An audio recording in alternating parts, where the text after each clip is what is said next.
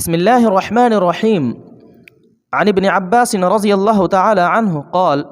مر النبي صلى الله عليه وسلم بقبرين فقال: إنهما ليعذبان وما يعذبان في كبير، أما أحدهما فكان لا يستتر من البول، وأما الآخر فكان يمشي بالنميمة، ثم أخذ جريدة رطبة فشقها بنصفين ثم غرز في كل قبر واحدة. قالوا: يا رسول الله صلى الله عليه وسلم لما صنعت هذا؟ فقال: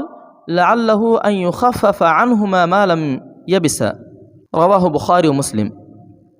حضرت عبداللہ ابن عباس رضی اللہ عنہ سے روایت ہے کہ رسول اللہ صلی اللہ علیہ وسلم کا گزر دو قبروں پر ہوا، تو آپ صلی اللہ علیہ وسلم نے فرمایا کہ جو دو آدمی ان قبروں میں مدفون ہیں ان پر عذاب ہو رہا ہے، اور کسی ایسے گناہ کی وجہ سے یہ عذاب نہیں ہو رہا ہے جس کا معاملہ بہت مشکل ہوتا، یعنی جس سے بچنا دشوار ہوتا، بلکہ یہ دونوں اپنے ایسے گناہ کی پاداش میں عذاب دیے جا رہے ہیں جس سے بچنا کچھ مشکل نہ تھا۔ ان میں سے ایک کا گناہ تو یہ تھا کہ وہ پیشاب کی گندگی سے بچاؤ یا پاک رہنے کی کوشش اور فکر نہیں کرتا تھا، اور دوسرے کا گناہ یہ تھا کہ چغلیاں لگاتا پھرتا تھا۔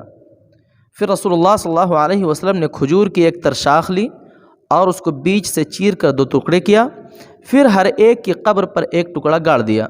صحابہ نے عرض کیا: یا رسول اللہ صلی اللہ علیہ وسلم، یہ آپ نے کس مقصد سے کیا؟ آپ صلی اللہ علیہ وسلم نے ارشاد فرمایا: امید ہے کہ جس وقت تک شاخ کے یہ ٹکڑے بالکل خشک نہ ہو جائیں ان دونوں کے عذاب میں تخفیف کر دی جائے۔ اس حدیث کو بخاری اور مسلم نے روایت کیا ہے۔ محترم سامعین و سامعات، اس حدیث میں رسول اللہ صلی اللہ علیہ وسلم نے ان دو آدمیوں کے عذاب کا سبب ان کے دو خاص گناہوں کو بتایا ہے۔ ایک کے متعلق بتایا کہ وہ چغلی کرتا تھا، جو ایک سنگین اخلاقی جرم ہے، اور قرآن مجید میں بھی ایک جگہ اس کا ذکر ایک کافرانہ خصلت یا منافقانہ عادت کے طور پر کیا گیا ہے۔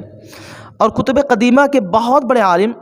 کعب احبار سے مروی ہے کہ تورات میں چغل خوری کو سب سے بڑا گناہ بتایا گیا ہے، اور دوسرے کے عذاب کا سبب آپ صلی اللہ علیہ وسلم نے یہ بتایا کہ وہ پیشاب کی گندگی سے بچاؤ اور پاک صاف رہنے میں بے احتیاطی کرتا۔ اس سے معلوم ہوا کہ پیشاب کی گندگی سے اور اسی طرح دوسری ناپاکیوں سے بچنا، یعنی اپنے جسم اور اپنے کپڑوں کو محفوظ رکھنے کی کوشش کرنا اللہ تعالیٰ کے اہم احکامات میں سے ہے، اور اس میں کوتاہی اور بے احتیاطی ایسا گناہ ہے کہ جس کی سزا آدمی کو قبر میں بھگتنی پڑے گی۔ آگے حدیث میں جو یہ ذکر ہے کہ آپ صلی اللہ علیہ وسلم نے کھجور کی ایک تر شاخ منگوائی اور بیچ میں سے اس کے دو ٹکڑے کر کے ایک ٹکڑا ان دونوں قبروں پر گاڑ دیا،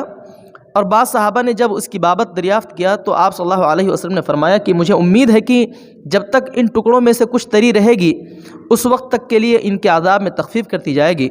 تو رسول اللہ صلی اللہ علیہ وسلم کے اس عمل اور ارشاد کی وجہ یہ ہے کہ آپ صلی اللہ علیہ وسلم نے اللہ تعالیٰ سے ان مردوں کے لیے تخفیف عذاب کے لیے دعا فرمائی، تو اللہ تعالیٰ کی طرف سے آپ صلی اللہ علیہ وسلم کو بتایا گیا کہ آپ صلی اللہ علیہ وسلم اس طرح ایک ہری شاخ کے دو حصے کر کے ان قبروں پر ایک ایک گاڑ دیجئے، جب تک اس میں تری رہے گی اس وقت تک کے لیے ان کے عذاب میں تخفیف کر دی جائے گی۔ صحیح مسلم کے آخر میں حضرت جابر رضی اللہ عنہ کی ایک طویل حدیث ہے، اس میں بھی دو قبروں کے عذاب کا ذکر ہے، اور وہ دوسرا واقعہ ہے۔ وہاں حضرت جابر رضی اللہ عنہ کا یہ بیان ہے کہ حضور نبی کریم صلی اللہ علیہ وسلم نے مجھے یہ حکم دیا کہ جاؤ ان درختوں میں سے دو شاخیں کاٹ کے فلاں جگہ ڈالاؤ۔ حضرت جابر رضی اللہ عنہ فرماتے ہیں کہ میں نے آپ صلی اللہ علیہ وسلم کے حکم کی تعمیل کی، اور جب آپ صلی اللہ علیہ وسلم سے اس کی بابت میں نے دریافت کیا تو آپ صلی اللہ علیہ وسلم نے فرمایا کہ وہاں دو قبریں ہیں جن پر عذاب ہو رہا ہے۔ میں نے اللہ تعالیٰ سے تخفیف عذاب کی دعا کی تھی، اللہ تعالیٰ نے اتنی بات قبول فرمائی کہ جب تک یہ شاخیں تر رہیں گی ان کے عذاب میں تخفیف رہے گی۔ بہرحال حضرت جابر رضی اللہ عنہ کی اس روایت سے یہ بات صراحتاً معلوم ہو گئی کہ ہری شاخوں کو یا ان کی تری کو عذاب کی تخفیف میں کوئی دخل نہیں تھا، بلکہ اللہ تعالیٰ کی طرف سے یہ بات فرمائی گئی تھی کہ آپ صلی اللہ علیہ وسلم کی دعا کی وجہ سے ہم اتنی مدت کے لیے عذاب میں تخفیف کر دیں گے۔ بس اصلی چیز تھی حضور صلی اللہ علیہ وسلم کی دعا اور اللہ تعالیٰ کی طرف سے اس کی بنا پر ایک محدود مدت تک کے لیے تخفیف کا فیصلہ۔ اس حدیث کا خاص سبق اور اس کی خاص ہدایت یہ ہے کہ پیشاب وغیرہ کی نجاست سے اپنے آپ کو محفوظ رکھنے کی پوری کوشش اور فکر کی جائے، اور جسم اور کپڑوں کے پاک صاف رکھنے کا اہتمام کیا جائے، اور چغل خوری جیسی منافقانہ اور مفسدانہ عادت سے خوب بچا جائے، ورنہ ان دونوں باتوں میں کوتاہی اور بے احتیاطی کا خمیازہ بھگتنا ہوگا۔ اللہم احفظنا۔ ہم نے آج حدیث مبارکہ سے دین کا جو علم حاصل کیا ہے اس کو صحیح انداز میں محبت و حکمت سے دوسروں تک اور خاص طور پر اپنے گھروں میں پہنچانے کی توفیق عطا فرمائے، آمین۔ اللہم صلی علی محمد بعدد کل داء و دواء وبارک وسلم۔ السلام علیکم ورحمۃ اللہ وبرکاتہ۔